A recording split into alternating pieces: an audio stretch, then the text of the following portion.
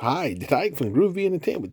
Today we got another book on tape to play for you. Today, book is Wonders of the Seasons for 1982. So let's get started.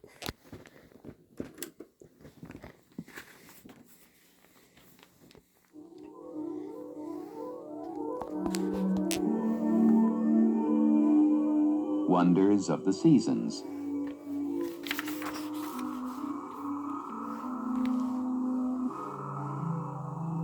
Snow is on the ground. Tree branches are bare. Days are short. Nights are long. It is winter.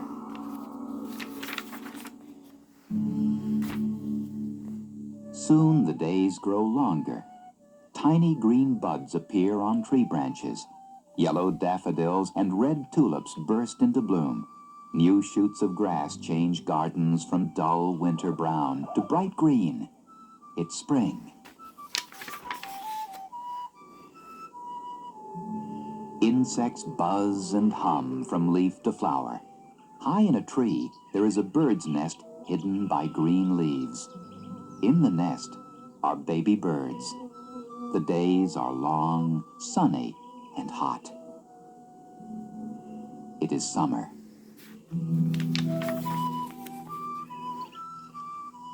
Leaves turn red, orange, yellow, and brown. The bird's nest is empty now. Dry leaves crunch beneath your feet. The days are growing short and cool. For the farmers, it is time to harvest crops. It is autumn. Winter, spring, summer, autumn. These are the 4 seasons of the year. In most countries, winter and summer are very different. Winter is very cold, and summer is very hot. Why do we have seasons? Much of the reason has to do with the movement of the Earth around the sun. The Earth travels around the sun in a circle called an orbit. This orbit takes 365 days. The Earth takes 1 year to make one full orbit of the sun. As the Earth makes its journey around the sun, it does something else. It spins. The Earth is very much like a giant top that never stops spinning.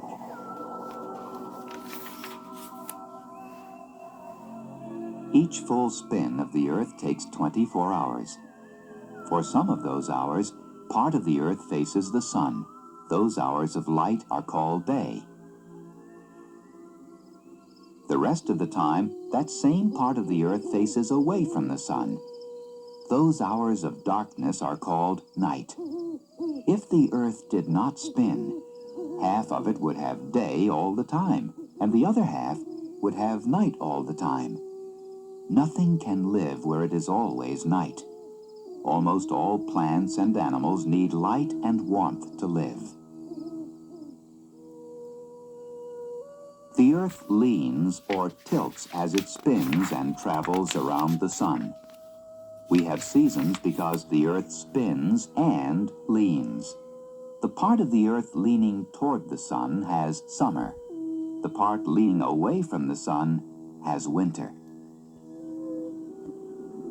Imagine the Earth as a large ball. At the top of the ball is the North Pole. It is not a real pole. It is just a name for the one spot on Earth that is north of every other place. The North Pole is a cold, icy region where no plants grow. The polar bears, seals, and birds that live near the North Pole must search very hard to find food.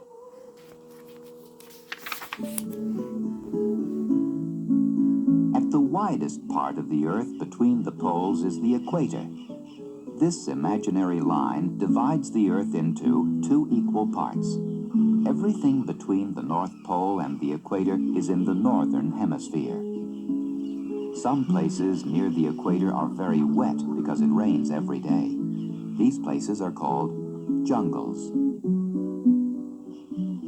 Other places near the equator are very dry because it seldom rains there. Many of the world's deserts are found in these dry places. But wet or dry, it is always hot near the equator.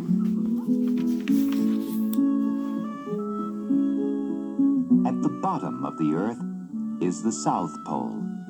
It is exactly on the other side of the Earth from the North Pole. Here, too, it is always very cold and icy. Penguins and a few other birds live near the South Pole. But most people, plants, and animals do not live near the poles or on the equator. Instead, they live in other parts of the world where it is not too cold all the time or too hot all the time. The way the Earth leans as it spins and travels around the sun affects the seasons in the northern and southern halves of the Earth. When the North Pole points toward the sun, the South Pole points away from the sun. That is why when it is summer in the northern hemisphere, it is winter in the southern hemisphere. Each year around June 21st, the North Pole leans farthest toward the sun. This is the longest day of the year in the northern part of the world. It is the first day of summer. Around September 22nd, there are exactly 12 hours of day and 12 hours of night all over the world. This is the first day of autumn. After this day, the North Pole will lean away from the sun a little more every day.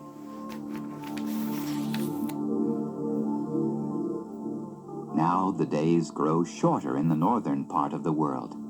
Autumn is the season when farmers in the northern hemisphere harvest their crops. But it is spring in the southern half of the Earth. There, farmers are planting seeds in their fields. Every year around December 21st, the North Pole leans farthest away from the sun. This is the shortest day of the year in the northern hemisphere. Winter begins on this day. In the winter, the sun is low in the northern sky. The days seem very short, but each day grows a little bit longer as the winter passes.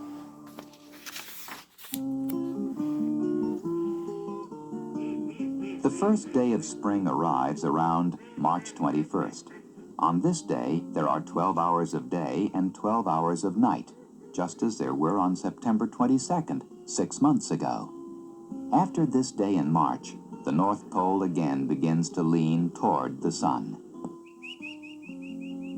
The days grow longer and longer in spring, and the weather grows warmer. Plants begin to turn green. Birds fly back from their warm winter homes. The white winter fur of rabbits turns to brown. Deer and moose begin to grow new antlers. Spring is a season of great change.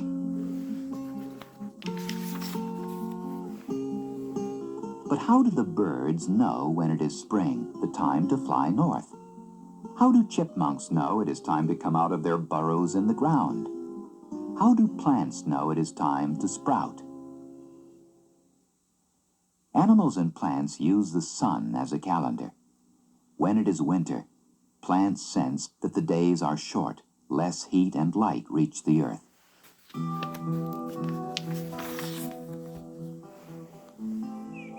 As spring draws near, nature's early risers wake up.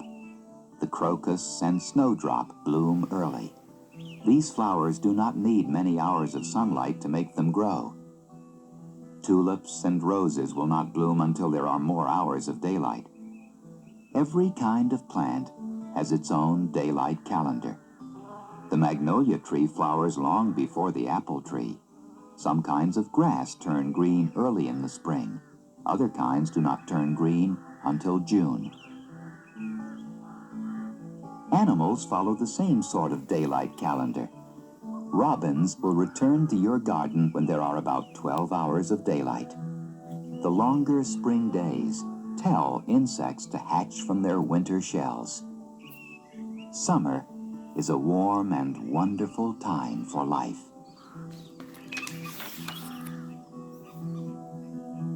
All through the year, nature's creatures pay attention to the daylight calendar. As days grow shorter in August, summer is ending. Trees get ready to drop their leaves. Squirrels begin to store nuts in the ground to eat during cold winter months. Summer ends, and the school year starts. Autumn brings football, crisp apples, leaves to rake, and pumpkins to carve.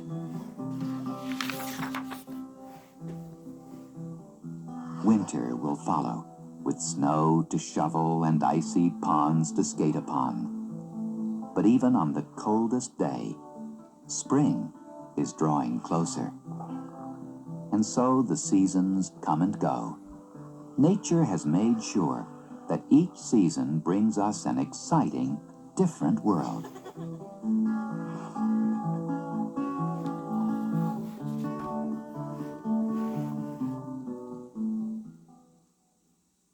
So, that was Wonders of the Season for 1982. So, if you like, subscribe, share, and comment, and have a good over there. Our next book will be